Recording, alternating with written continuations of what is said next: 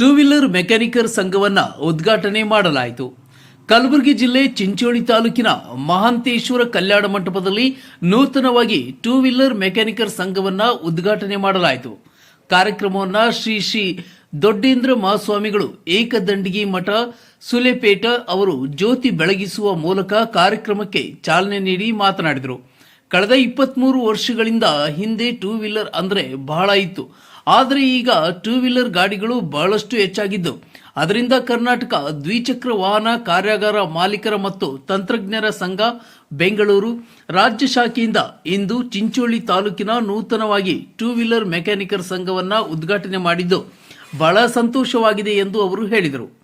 ಕಾರ್ಯಕ್ರಮದಲ್ಲಿ ಚಂದನಕೇರ ಶ್ರೀಗಳಾದ ಅಭಿನವ ರಾಚೋಟೇಶ್ವರ ಶಿವಾಚಾರ್ಯರು, ಕರ್ನಾಟಕ ದ್ವಿಚಕ್ರ ವಾಹನ ಕಾರ್ಯಾಗಾರ ಮಾಲೀಕರ ಮತ್ತು ತಂತ್ರಜ್ಞರ ಸಂಘ ರಾಜ್ಯಾಧ್ಯಕ್ಷರಾದ ಕೆಎಸ್ ಪ್ರಸನ್ನಕುಮಾರ್ ಗೌಡ, ರಾಜ್ಯ ಉಪಾಧ್ಯಕ್ಷರಾದ ಎನ್ ಜಗದೀಶ್, ಜಿಲ್ಲಾಧ್ಯಕ್ಷರಾದ ಕಮಲಾಕರ್ ದನ್ನಿ, ಜಿಲ್ಲಾ ಉಪಾಧ್ಯಕ್ಷರಾದ ಶರಣು ದೇವಣಗಾಂವ್, ತಾಲೂಕಾ ಅಧ್ಯಕ್ಷರಾದ ಮಹೇಶ್ ಪತ್ತಾರ್, ಚಿಂಚೋಳಿ ತಾಲೂಕಾ ಗೌರವಾಧ್ಯಕ್ಷರಾದ ಮನೋಹರ್ ಪತ್ತಾರ್, ಪ್ರಧಾನ ಕಾರ್ಯದರ್ಶಿಗಳಾದ ರತ್ನಾಕರಯ್ಯ ಸ್ವಾಮಿ, ಖಜಾಂಚಿಗಳಾದ ಸಂತೋಷ್ ಗುಣಾಜಿ, ಸಂಘಟನಾ ಕಾರ್ಯದರ್ಶಿಗಳಾದ ವಿಠಲ್ ಸಿಂಗ್ ಟಕೂರ್, ಬಾಬು ಸುಂಕದ್, ಮೊಹಮ್ಮದ್ ರಫೀಕ್, ಸಹ ಕಾರ್ಯದರ್ಶಿಗಳಾದ ವಿನೋದ್ ವಾಲಿ, ಬಿಜೆಪಿ ಪಕ್ಷದ ಮುಖಂಡರಾದ ಗೌತಮ್ ಪಾಟೀಲ್, ಸಂತೋಷ್ ಗಡಂತಿ.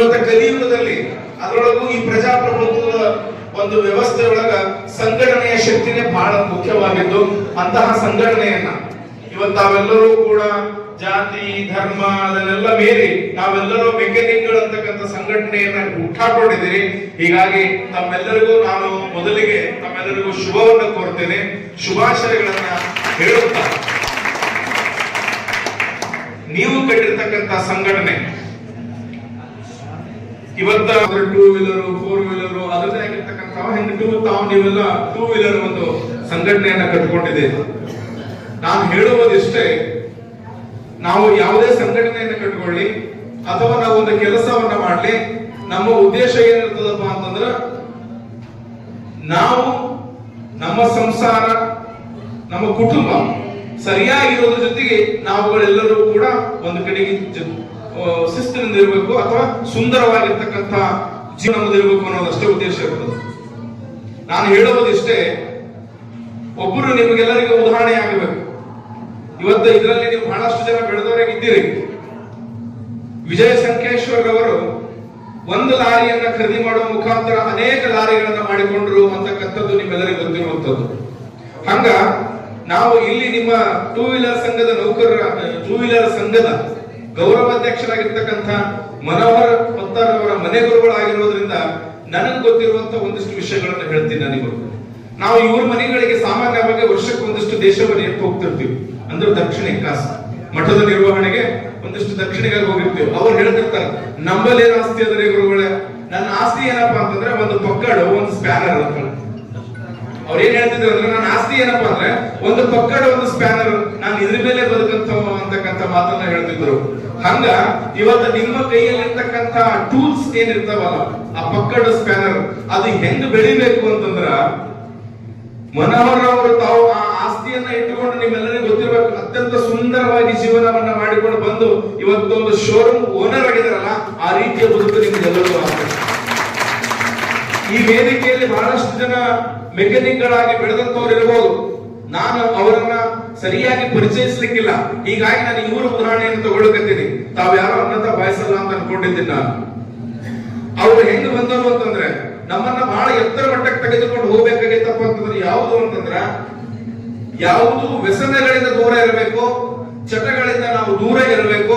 ನಾವು ಮಾಡ್ತಕ್ಕಂಥ ಕೆಲಸವನ್ನ ಶ್ರದ್ಧೆಯಿಂದ ಮಾಡಿದ್ದೆ ಆದ್ರೆ ನಾವು ಎತ್ತರ ಮಟ್ಟಕ್ಕೆ ಹೋಗ್ಲಿಕ್ಕೆ ಸಾಧ್ಯ. ಒಬ್ಬ ನೌಕರದಾರ, ಒಬ್ಬ ಗವರ್ನಮೆಂಟ್ ಸರ್ವೆಂಟ್ ತನ್ನ ಮಗನಿಗಾಗಿ ಆ ನೌಕರಿಯನ್ನ ಕೊಡ್ಲಿಕ್ಕಾಗಂಗಿಲ್ಲ.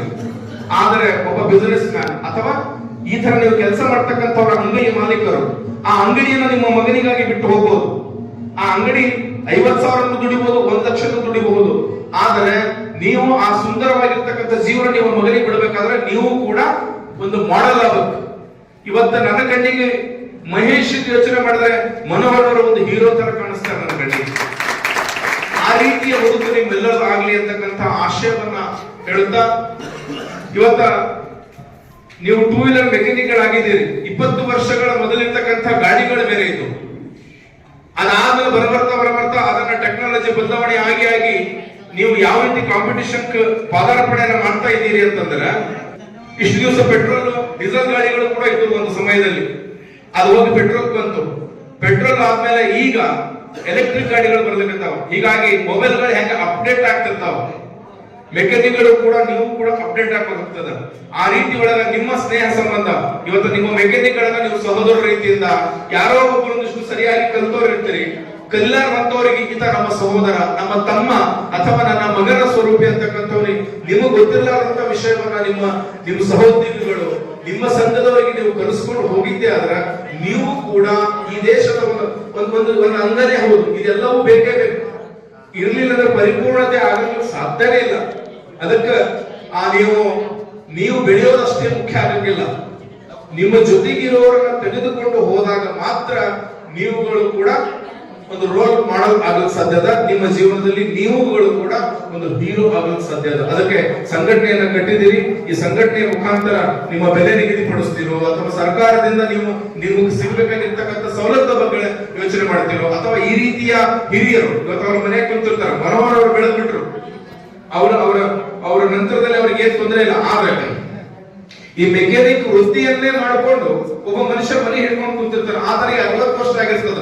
ಆ ವರ್ಷಕ್ಕೆ ಆ ಮೆಕ್ಯಾನಿಕ್ ಸಿಗ್ಬೇಕಾಗಿರ್ತಕ್ಕಂಥ ಸವಲತ್ತುಗಳನ್ನ ಸರ್ಕಾರದ ಗಮನ ತಗೊಳ್ಬೇಕಂತಿರೋ ನನಗೆ ಗೊತ್ತಿಲ್ಲ. ಅದನ್ನ ಪ್ರಾಮಾಣಿಕವಾಗಿ ನಿಮ್ಮ ಜಿಲ್ಲಾಧ್ಯಕ್ಷಗಳು, ನಿಮ್ಮ ರಾಜ್ಯಾಧ್ಯಕ್ಷಗಳು ನಿಮ್ ಜೊತೆಗೆ ಇರೋದ್ರಿಂದ ಸಂಘಟನೆ ಬಹಳ ಅವಶ್ಯವಾಗಿರ್ತಕ್ಕಂಥ ಒಂದು ಒಳ್ಳೆಯ ಸಂಘಟನೆಯನ್ನ ಕಟ್ಟಿದ್ದೀರಿ. ನೀವುಗಳು ಕೂಡ ಮಾಡುವ ವೃತ್ತಿ ಯಾವುದೇ ಇರಲಿ, ಅದಕ್ಕೆ ಹೇಳಿದ್ರು ಇರುವ ಕೆಲಸವನ್ನ ಕಿರಿದನ್ನದೇ ಮೊನವಿಟ್ಟು ಮಾಡು, ದೊರೆತದ್ದು ಹೊಸಾದವೆಂದು ಅಂತಕ್ಕಂಥ ಮಾತು. ಕೆಲಸ ಯಾವ್ದು ಮಾಡ್ಲಿಕ್ಕತ್ತೀವಿ ಅನ್ನೋದು ಮುಖ್ಯ ಆಗಲ್ಲ, ಆ ಕೆಲಸದಲ್ಲಿ ನಾವು ಅಲ್ಲೇ ಉಳ್ಕೊಳ್ತೀವೋ ಅಥವಾ ಬೆಳಿತೀವೋ ಅಂತಕ್ಕಂಥದ್ದು ಮುಖ್ಯ. ಒಬ್ಬ ಕಟ್ಟಿಗೆ ಕಡಿತಕ್ಕಂಥ ಗಿಡವನ್ನ ರವೀಂದ್ರ ಬಂಡೆಪ್ಪನವರ್ ಮತ್ತು ಅನೇಕ ವಿವಿಧ ರಾಜಕೀಯ ಪಕ್ಷದ ಮುಖಂಡರು ಹಾಗೂ ಚಿಂಚೋಳಿ ಟೂ ವೀಲರ್ ಮೆಕ್ಯಾನಿಕರ್ ಸಂಘ ಸದಸ್ಯರು ಕಾರ್ಯಕ್ರಮದಲ್ಲಿ ಭಾಗಿಯಾಗಿದ್ದರು. ನಾಗರಾಜ್ ಪಾಟೀಲ್, C9 ಕನ್ನಡ.